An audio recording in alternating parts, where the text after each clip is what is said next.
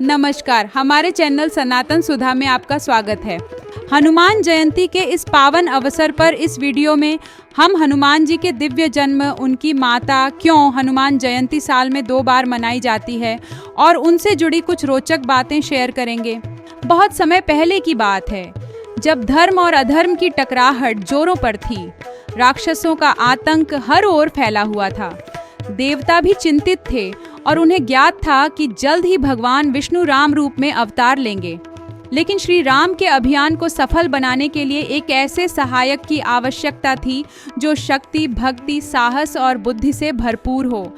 उसी समय देवताओं ने भगवान शिव से प्रार्थना की कि वे श्री राम के सहायक के रूप में अवतार लें। शिव जी सहर्ष तैयार हो गए। उनके शरीर से एक दिव्य तेज प्रकट हुआ। जैसे ही शिव जी का तेज प्रकट हुआ, वायुदेव ने उसे उठाकर अंजना के गर्भ में प्रविष्ट कर दिया। यही तेज बना पवन पुत्र हनुमान। चैत्र मास की पूर्णिमा, उज्ज्वल चंद्रमा के नीचे एक अद्भुत बालक का जन्म हुआ। उसकी आंखों में तेज, शरीर में बल और हृदय में भगवत भक्ति थी। आइए जानते हैं हनुमान जी जैसे तेजस्वी बालक की माता कौन थी और उनके जन्म से जुड़ी कथा। स्वर्गलोक में एक अप्सरा थी, पुंजिकस्थला, अत्यंत सुंदर, नृत्य कला में निपुण। लेकिन एक बार वे अपने अहंकार और चंचलता के कारण ऋषियों के आश्रम में जाकर उन्हें परेशान करने लगी। एक महर्षि ने क्रोधित होकर उसे शाप दे दिया, तुम्हें पृथ्वी पर जन्म लेना होगा, और क्योंकि तुम वानरों के भांति इधर उधर उछल कूद कर रही हो, इसलिए तुम्हें वानर योनि में जन्म लेना होगा। पुंजिकस्थला ने क्षमा याचना की। तब ऋषि ने शाप को वरदान में बदलते हुए कहा, तुम एक दिव्य पुत्र को जन्म दोगी। वह अप्सरा वानर रूप में धरती पर जन्मी और उसका नाम पड़ा अंजना। अंजना का विवाह हुआ वानर राज केसरी से, जो सुमेरु पर्वत पर राज्य करते थे। अंजना के मन में भक्ति का बीज अंकुरित था। वह प्रतिदिन भगवान शिव की पूजा करने लगी। उसकी तपस्या से प्रसन्न होकर एक दिन भगवान शिव ने वरदान दिया, तुम्हारा गर्भ दिव्य तेज से भर जाएगा और तुम एक महान पुत्र को जन्म दोगी। जब भगवान विष्णु ने राम रूप में अवतार लेने की तैयारी की थी और उनके लिए एक सहायक की आवश्यकता थी, तब भगवान शिव का अंश पवन देव के माध्यम से अंजना के गर्भ में प्रवेश करता है। इसीलिए हनुमान जी को कहा जाता है पवन पुत्र मारुति, वायुपुत्र और अंजनी सुत। चैत्र पूर्णिमा के दिन सुमेरु पर्वत की पावन गुफा में मां अंजना ने एक तेजस्वी बालक को जन्म दिया, जिसके शरीर में अपार बल था और आंखों में दिव्यता। हनुमान जी का जन्म होते ही स्वर्ग में उत्सव मनाया गया, क्योंकि अब भगवान राम को उनका परम भक्त मिल चुका था। मां अंजना की गोद में जब हनुमान जी मुस्कुराए, तब उन्होंने कहा, यह केवल मेरा पुत्र नहीं, यह संसार का रक्षक है। क्या आप जानते हैं हनुमान जयंती साल में 2 बार मनाई जाती है? जी हाँ, हनुमान जयंती साल में 2 बार मनाई जाती है, परंतु क्यों? ये सवाल बहुत लोगों के मन में आता है और इसका उत्तर धार्मिक परंपराओं, भिन्न पंचांगों और क्षेत्रीय मान्यताओं में छिपा है। चलिए इसे सरल भाषा में समझते हैं। हनुमान जयंती साल में 2 बार क्यों आती है? भारत के अलग अलग हिस्सों में हनुमान जयंती अलग तिथियों पर मनाई जाती है और दोनों को ही मान्यता प्राप्त है। इसका मुख्य कारण है चंद्र पंचांग और सौर पंचांग का अंतर। चैत्र पूर्णिमा की हनुमान जयंती उत्तर भारत में प्रचलित है, जो मार्च अप्रैल में आती है। ये तिथि भगवान हनुमान जी के जन्म दिवस के रूप में मानी जाती है। माना जाता है कि मां अंजना ने हनुमान जी को इसी दिन जन्म दिया था। दूर दक्षिण में महाराष्ट्र, तमिलनाडु, कर्नाटक जैसे क्षेत्रों में भक्त सूर्य पंचांग का पालन करते थे। उनकी परंपरा कहती थी, हनुमान जी का जन्म वैशाख कृष्ण पक्ष की चतुर्दशी या अमावस्या को हुआ था। महाराष्ट्र में यह तिथि बहुत प्रसिद्ध है और वहाँ तो कुछ भक्त 41 दिन का व्रत भी रखते हैं। तो क्या दोनों तिथियाँ सही हैं?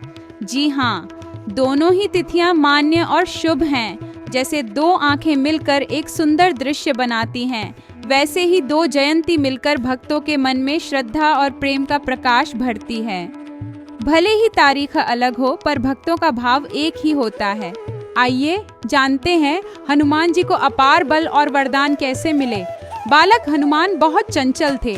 एक दिन उन्होंने उगते हुए सूरज को देखकर सोचा, वाह, बड़ा सुंदर फल है। वे तुरंत आकाश की ओर उड़े और सूरज को निगल लिया। पूरा संसार अंधकारमय हो गया।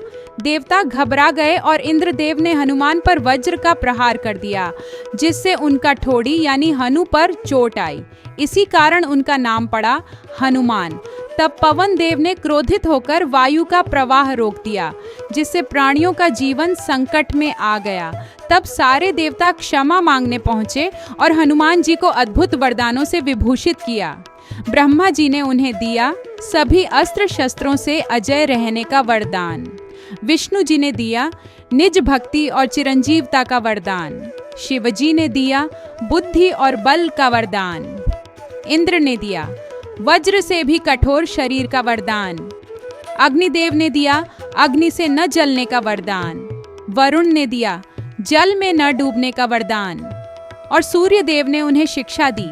इन सब शक्तियों से संपन्न हनुमान जी ने भगवान राम से मिलने के बाद राम भक्त बनकर अपने जीवन का उद्देश्य पाया।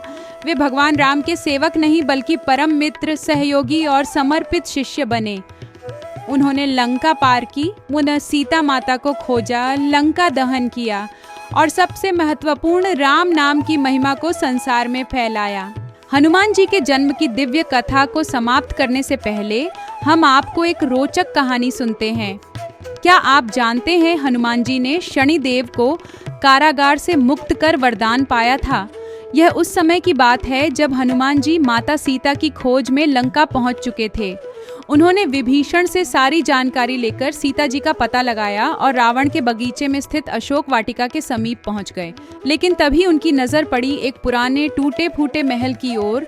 उसमें से आ रही थी एक कराहती भारी आवाज, मुक्त करो, कोई है? हनुमान जी गए और देखा कि एक काला, तेजस्वी और दुखी देवता जंजीरों में बंधा हुआ है। उन्होंने पूछा, हे देवता, आप कौन हैं और इस अवस्था में कैसे आए? बंदी देवता ने उत्तर दिया, मैं हूँ शनिदेव। रावण ने 9 ग्रहों को बंदी बना लिया है ताकि कोई भी अशुभ प्रभाव उसके जीवन में न आए। उसने मुझे इस अंधकारमय कारागार में कई वर्षों से कैद कर रखा है। मैं असहाय हूँ। हनुमान जी को बहुत क्रोध आया और उन्होंने एक ही झटके में शनिदेव की जंजीरें तोड़ दी और शनिदेव को आज़ाद कर दिया। शनिदेव ने हनुमान जी को नमन करते हुए कहा, हे पवन पुत्र, आज से तुम मेरे प्रभाव से सदा मुक्त रहोगे और जो भी भक्त तुम्हारा नाम लेकर मेरी पूजा करेगा उसे भी मेरी 7.5 ढैया या अशुभ फल नहीं मिलेगा। मैं उन्हें केवल शिक्षा दूंगा, कष्ट नहीं। जय पवन पुत्र हनुमान की जय। महाबली बजरंग बली सबके कष्ट दूर करे।